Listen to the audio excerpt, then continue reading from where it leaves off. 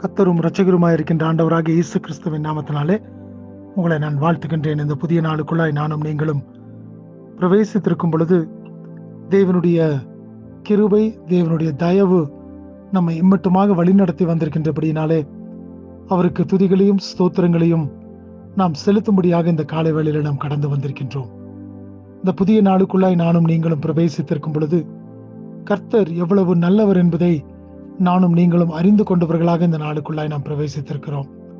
நிச்சயமாய் அவருடைய கிருபை, அவருடைய தயவு, அவருடைய இரக்கம் தானே நம்மை இம்மட்டுமாக வழிநடத்தி வந்திருக்கின்றது.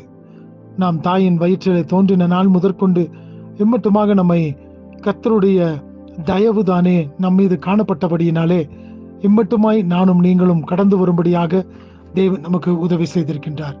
இந்த நாளிலும் கூட ஏசாயா தீர்க்கதரிசியின் புஸ்தகம் 46வது அதிகாரம் 3வது வசனத்தின் பிற்பகுதியை நான் வாசிக்கின்றேன். Isaiah chapter 46 verse 3, the last portion.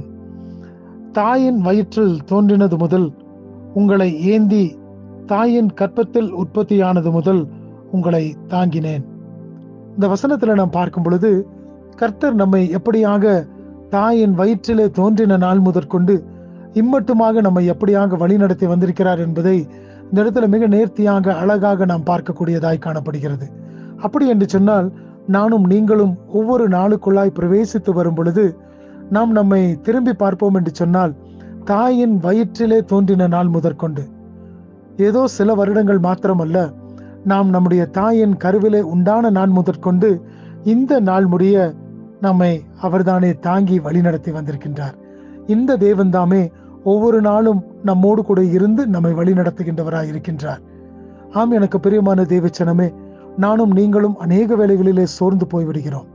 யாரும் என்னை கண்டு கொள்வதற்கு இல்லையே என்று சொல்லி.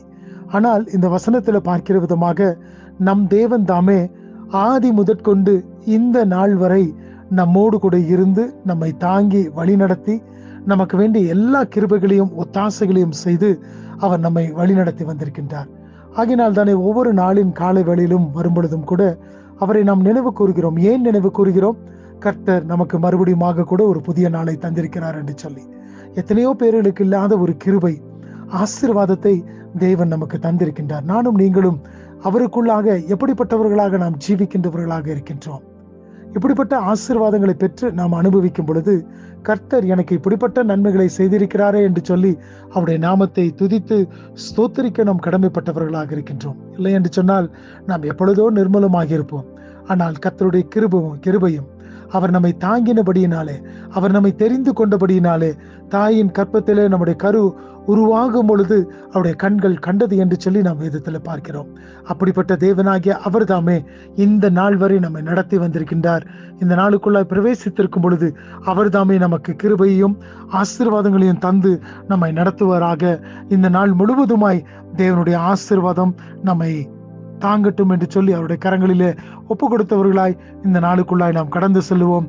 தேவன் தாமே உங்களை ஆசீர்வதிப்பாராக. ஆமேன்.